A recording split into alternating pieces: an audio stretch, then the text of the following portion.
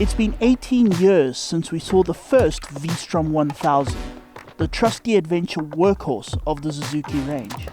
I'm familiar with it because I had one, and trusty it was indeed. And now, 18 years later, we have gone back in time.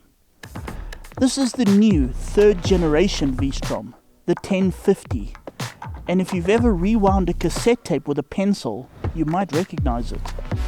The styling is around the 1988 DR750S Big, the Dakar Racer based machine, and these stylings are mega, but only from a certain point of view.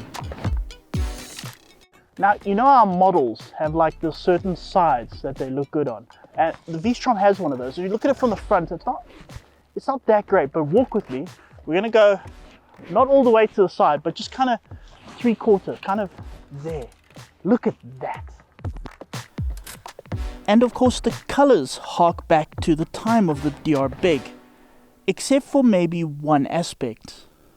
Now, as you can see, the new V-Strom is available in 3 different colors, and you may be looking at this and you think you might know what these colors are, but you'd be wrong. For example, what do you think this is? Again, you're wrong. This is champion yellow. This one, nope. This is called glass sparkle black. And this one over here, wrong again. This is pearl brilliant white and glass blaze orange. I know. Now, out of the 3, I kind of like the yellow. It's got that whole kind of very old school kind of Dakar look. But, well, I'm carrying my spare underwear with me, so I don't need panniers. So, I think I'm going with this one. Don't think we're picking only on Suzuki here. Go look up the official color of the bike in your garage. You'll be surprised. Back to the V-Strom. The motor is still very much based on the TL1000 superbike from 1997. However, the V-twin motor is now called a 1050, up from the 1000 before it.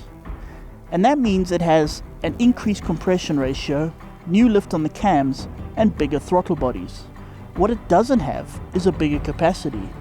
That stays the same 1037cc as the model before it. However, what that extra 50 in the name does represent is an increased power output that goes from 99 horsepower up to 106. Not long ago, that was a good deal of oomph for an adventure bike. But today... What I find slightly hilarious is that the V-Strom is technically, it's 1023cc, whatever it is. And nowadays it's almost kind of, it's actually a mid-range bike. I mean, the way, it's not a big 1300 growling monster, therefore mid-range kind of thing. It's not a big league. This motor is deceptively fast. And what I mean deceptively is you open the throttle, it sort of, comes on like a kind of big sort of wave of power. Not like, doesn't hit you. And you don't really think it's doing much. You just don't get that sort of sense that it's doing much. Then you look down and you're doing 186 kilometers an hour in 4th gear. You kind of go, whoops. Incidentally, it does the same top speed in 5th gear as 6th gear. In other words, doesn't pull 6th gear, it's just an overdrive gear. So, good to know. The chassis is mostly the same as the previous model, except for some suspension tweaking. The bars are now tapered and the foot pegs are slightly wider apart. Not much has changed ergonomically. I mean, it still feels decent. The seats are a tiny bit hard, but they're all a tiny bit hard these days. It's not too tall. I can touch the floor okay. The foot pegs are maybe a little bit cramped. That's not for me obviously, but if you're a bit tall and don't bend so good, maybe you might not enjoy it. Of course, then there's that hallowed artifact on any adventure bike, the screen. Okay, so here's the thing.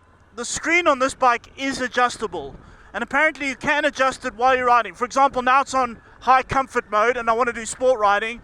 You can't have to be comfortable while doing sport, so it needs to move down. So to move it, you kind of go, you do that, now you push it, and then you got to kind of, there we go. There, see, while riding you can adjust it. It might be easier to stop though, but there you go. The electronics have seen some major upgrades, with the IMU going from a 3-axis to a 6-axis, meaning better traction control and ABS. It also means it gets a hill hold system, a slope braking control system, and a load control that measures the weight on the seat and adjusts accordingly. Then there's the dash, that's contemporary. Now the dash, it kind of looks a bit old school, not full color TFT. With these looks, I'd be disappointed if it were. So I love it the way it is. Only problem is it's a little bit dim, and every now and again you can't quite sort of see. In the right light you can't quite see it. That's my only complaint. Apart from that, all the buttons are really here, and everything is so easy. You're 2 clicks away from any setting, and it keeps the same settings even when you turn the bike off.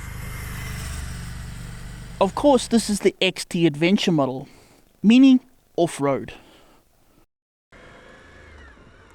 Traction controls off, I'm on the dirt road. So now the XT version obviously comes with spoked wheels. Apart from that, a bit of suspension tuning compared to the last one. Same rake and trail, but it's working. I mean, I'm sitting down now because if I stood up, you'd just see my big, rugged, manly chest. Ow.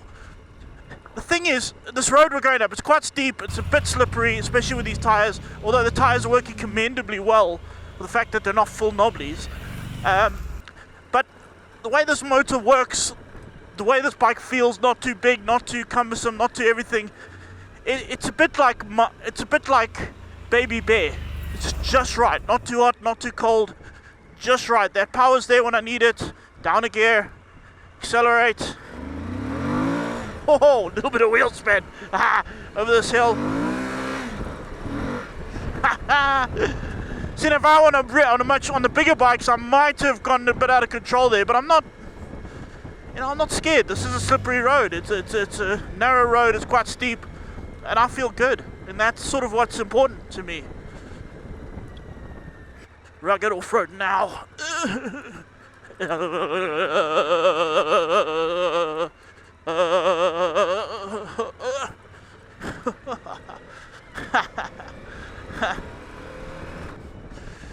Braking hard into this bottom. ABS works quite well. I mean, yeah, hard on the brakes. I'm fine.